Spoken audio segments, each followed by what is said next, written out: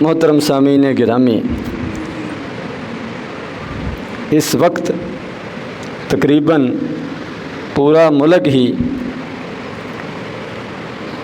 سیلاب سے دوچار ہے۔ بہت سے شہر اور ان کے دیہات، بستیاں، فصلیں یہ پانی میں ڈوب گئے ہیں۔ بڑی پریشانی ہے، بہت بڑی مصیبت ہے جو ہم پر آئی ہوئی ہے۔ تو اس مصیبت اور پریشانی کو یہ نہیں سمجھنا چاہیے کہ یہ دوسروں پر آئی ہے، ہم محفوظ ہیں، ہمیں کیا، نہیں، بلکہ دوسرے کی پریشانی کو، دوسرے کی مصیبت کو اپنی پریشانی اور اپنی مصیبت سمجھنا چاہیے اور اس کا احساس کرنا چاہیے۔ یہ ہمارے دین کی تعلیم ہے، اسلام کی تعلیم ہے۔ پہلے خیبر، بنیر، سوات، ان علاقوں میں سیلاب آیا، بادل پھٹے، گاؤں تباہ ہوئے، تو ہم نے سمجھا کہ ہم محفوظ ہیں۔ اس کے بعد کراچی کی باری آئی، سارا کراچی ڈوب گیا، ہم نے سمجھا کہ ہم محفوظ ہیں۔ اور اب جو سمجھتے تھے کہ ہم محفوظ ہیں ان کی باری ہے، تو کوئی بھی محفوظ نہیں ہے۔ اور صرف سیلاب ہی نہیں، بارشیں ہی نہیں کہ جو لوگ، جو شہر، جو آبادیاں یہ نشیبی علاقے میں ہیں بس انہی پر سیلاب آئے گا، یا جو دریاؤں کے کناروں پر شہر آباد ہیں وہی پانی میں ڈوبیں گے، ایسی بات نہیں ہے۔ پانی ہر جگہ پہنچ سکتا ہے۔ اور دوسری بات یہ ہے کہ اصل سوچنے کی، غور و فکر کرنے کی، سمجھنے کی بات یہ ہے کہ اس کو اللہ تبارک و تعالیٰ کی پکڑ، اللہ تبارک و تعالیٰ کی ناراضگی یہ سمجھا جائے، اور پھر توبہ استغفار کی جائے، اور جو لوگ اس سے متاثر ہوئے ہیں ان کے ساتھ ہمدردی، ایثار اور تعاون یہ کیا جائے۔ تو عذاب یہ صرف بارش کی شکل میں نہیں آتا، یہ صرف سیلاب کی صورت میں نہیں آتا، یہ صرف دریاؤں کے اوور فلو ہونے سے نہیں آتا۔ عذاب کی بہت صورتیں ہیں۔ اصل چیز یہ ہے کہ ہم عذاب سے بچنے کے لیے، ہر قسم کے عذاب سے بچنے کے لیے اللہ تبارک و تعالیٰ سے معافی مانگے۔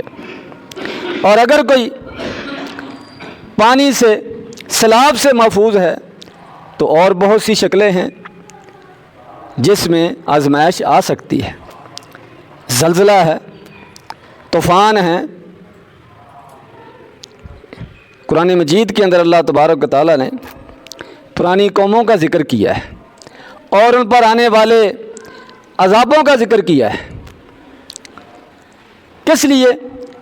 تاکہ ہم بعد میں آنے والے وہ غلطی نہ کریں، وہ غلطی نہ دہرائیں جس کی وجہ سے پہلی قوموں پر عذاب آیا۔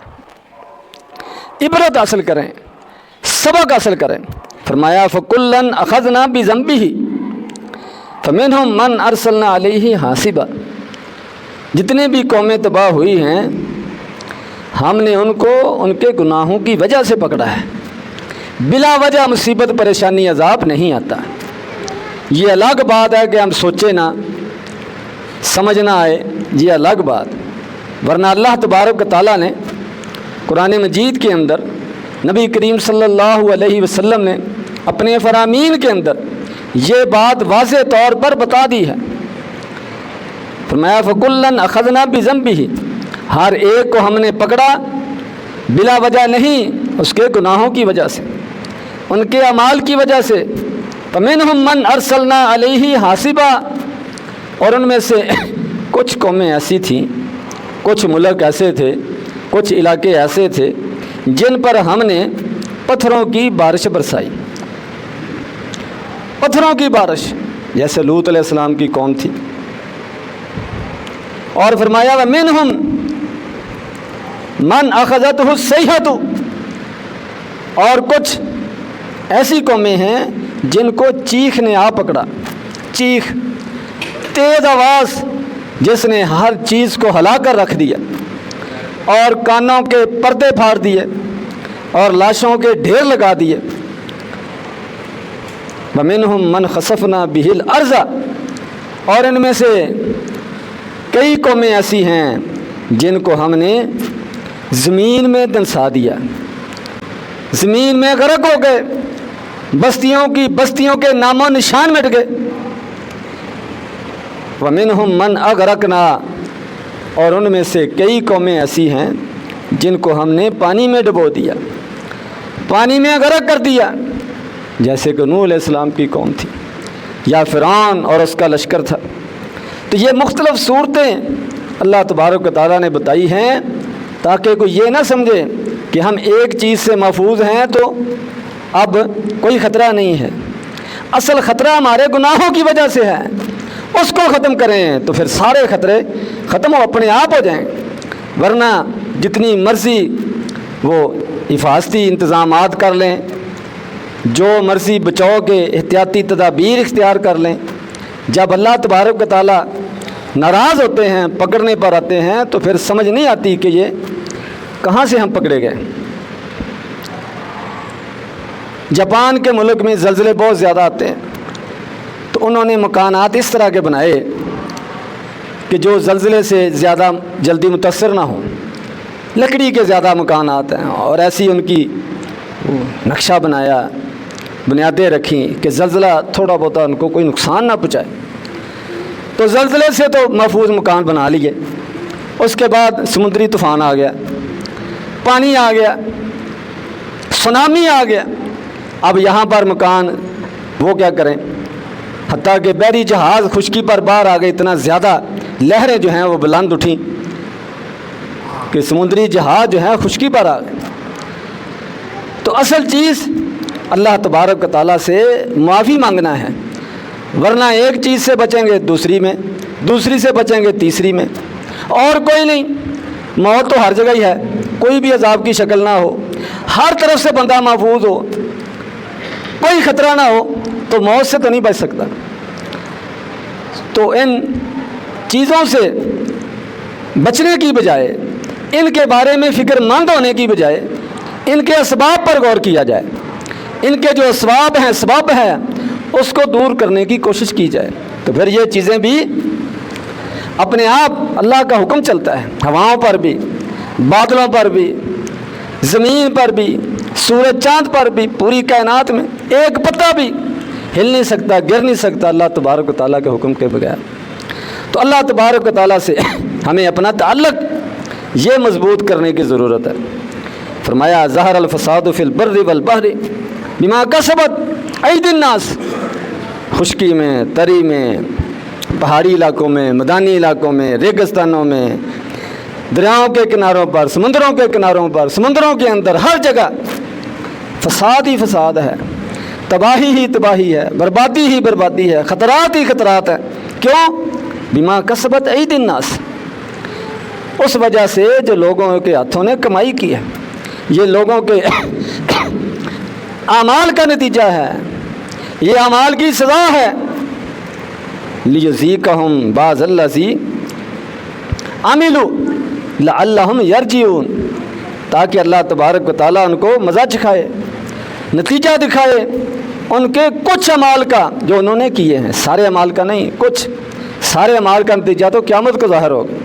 لعلہم یرجعون، تاکہ قیامت کے دن کی پکڑ سے، اس کے عذاب سے بچنے کے لیے ابھی توبہ کر لیں، غور کریں کہ یہ کیوں آتی ہیں مصیبتیں، پریشانیاں، سزائیں کیوں آتی ہیں، تو اس سے رجوع کریں، اس سے واپس آئیں تاکہ بڑے عذاب سے محفوظ رہ سکیں۔ فرمایا وَلَنُذِيقَنَّهُم مِّنَ الْعَذَابِ الْأَدْنَىٰ دُونَ الْعَذَابِ الْأَكْبَرِ لَعَلَّهُمْ يَرْجِعُونَ کہ ہم ان کو چھوٹے چھوٹے عذاب وہ چکھائیں گے، ان کا سامنا ان کو کرنا پڑے گا، دون العذاب الاکبر بڑے عذاب سے پہلے، لعلہم یرجعون تاکہ یہ رجوع کرے۔ یہ بھی اللہ تبارک و تعالیٰ کی طرف سے ایک تنبیہ ہے، الرٹ کیا جا رہا ہے کہ یہ دنیا ایسے نہیں چلتی رہنی، تم نے ایسے ہی اس پر آباد نہیں رہنا، ایک دن اس دنیا کو چھوڑ کر جانا ہے، حساب کتاب ہونا ہے، اور وہاں پر جو سزائیں ہوں گی، وہاں پر جو عذاب ہوں گے وہ بڑے سخت ہوں گے۔ ان عذابوں سے بچنے کے لیے یہ تمہیں چھوٹے چھوٹے عذاب دکھائے جا رہے ہیں، تمہارے تمام انتظامات کے باوجود تم ان سے محفوظ نہیں ہو۔ یہ اللہ تبارک و تعالیٰ اپنی نشانیاں دکھاتے ہیں کہ یہ نظام میرے اختیار میں ہے، میرے ہاتھ میں ہے، اور یہ تمہیں تنبیہ کے لیے ہے، خبردار کرنے کے لیے، تمہیں الرٹ کرنے کے لیے ہے کہ بڑے عذاب سے بچنے کے لیے ابھی تمہیں موقع دیا جاتا ہے، توبہ کر لو۔ تو اللہ تبارک و تعالیٰ سے ہمیں پوری قوم کو چھوٹے سے لے کر بڑے تک، عام آدمی سے لے کر حکمرانوں تک، پورا نظام زندگی، عقائد، اعمال، اخلاق، عادات، کاروبار، لین دین، معاملات، سب پر غور و فکر کرنے کی ضرورت ہے کہ ہم سے کہاں کہاں اللہ تبارک و تعالیٰ کی نافرمانی ہو رہی ہے۔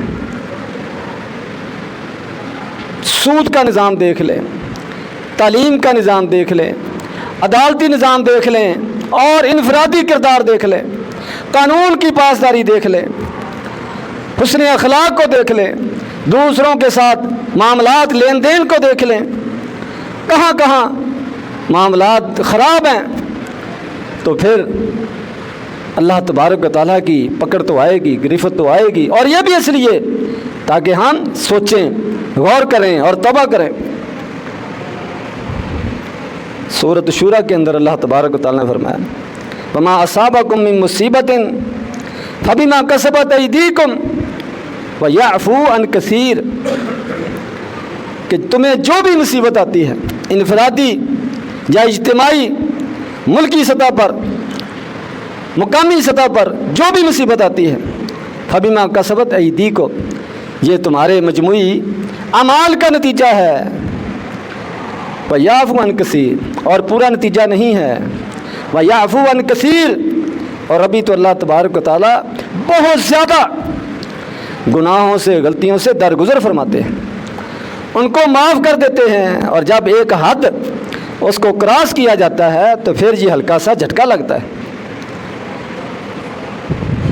فرمایا لو یؤاخذ اللہ الناس بما کسبوا ما ترک علی ظہرها من دابۃ ولکن یؤخرهم الی اجل مسمى، کہ اگر اللہ تبارک و تعالیٰ پکڑنے پر آ جائیں لوگوں کو جو انہوں نے کمائی کی ہے، جو ان کے اعمال ہیں، تو زمین کے اوپر کوئی بھی جاندار نہ بچے، یعنی اگر پورا حساب ابھی شروع ہو جائے تو کوئی بھی نہ بچے، ولیکن یؤخرهم الی اجل مسمى، لیکن اللہ تبارک و تعالیٰ ایک وقت مقررہ تک کے لیے ان کو مہلت دے رہے ہیں، ان کو مؤخر کر رہے ہیں۔ اللہ نے دنیا کو ایک عرصے تک قائم رکھنا ہے، اس لیے ہر گناہ کی، سب گناہوں کی اور سب لوگوں کی پوری گرفت یہ دنیا کے اندر اللہ تبارک و تعالیٰ نہیں فرماتے، تاکہ دنیا کا نظام بھی چلتا رہے، دنیا قائم رہے، اور اپنا وقت جو ہے وہ پورا کریں، لیکن وقتاً فوقتاً اللہ تبارک و تعالیٰ تنبیہ کرتے ہیں۔ اور یہ بھی آدمی اگر غور کرے تو اس کے اپنے مفاد میں ہے، جس طرح کہیں سپیڈ بریکر لگے ہوتے ہیں، وہ کس لیے ہیں؟ کہ تاکہ کوئی بڑا حادثہ نہ ہو جائے، رفتار مناسب رکھو، روک کر چلو، اگر اسی رفتار میں جاؤ گے تو آگے اسکول ہے یا رش والی جگہ ہے یا کوئی اور اس طرح کی چیز ہے، پھر زیادہ نقصان ہو جائے گا۔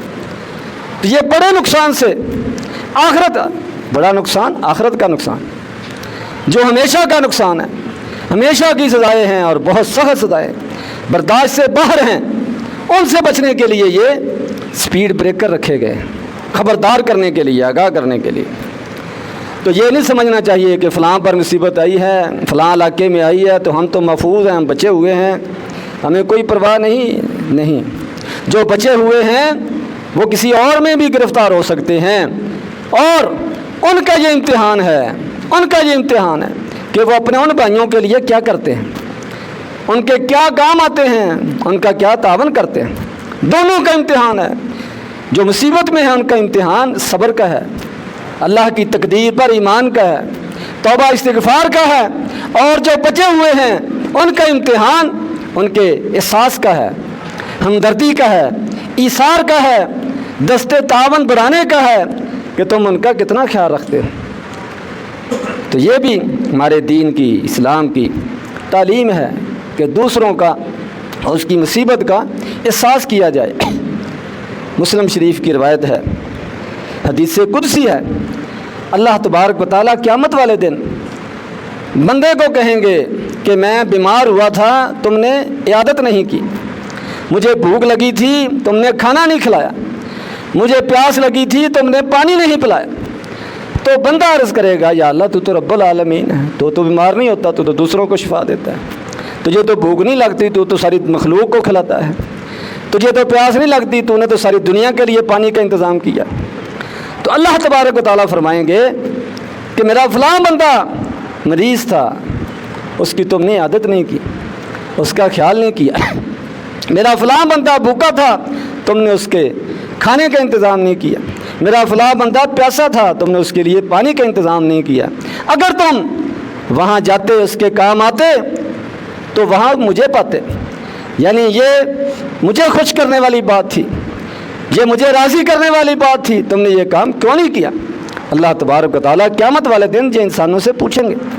تو اس چیز کو بھی ہمیں اپنے سامنے رکھنا چاہیے، اور اپنے مصیبت میں گرے ہوئے جو بھائی ہیں ان کے لیے دعائیں بھی، اپنے لیے بھی، ان کے لیے بھی۔ اور جو آدمی دوسرے کے لیے دعا کرتا ہے اس کی دعا کا سب سے پہلے اس کو خود فائدہ ہوتا ہے۔ فرشتے اس کو کہتے ہیں کہ جو تم نے دوسرے اپنے بھائی کے لیے فائدے کی، نفع کی، خیر خواہی کی، ہمدردی کی دعا کی ہے، اللہ تبارک و تعالیٰ وہ تجھے بھی عطا فرمائے۔ فرشتے اس کے لیے دعا کرتے ہیں۔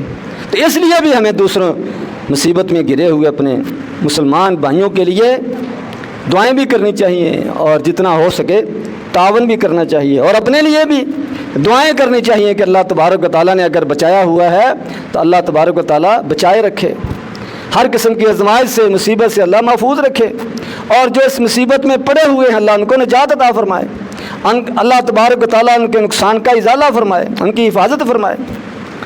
اللہ تبارک و تعالیٰ قرآن و حدیث کو سمجھنے کی، اس پر عمل کرنے کی توفیق عطا فرمائے۔ وآخر دعوانا الحمدللہ رب العالمین۔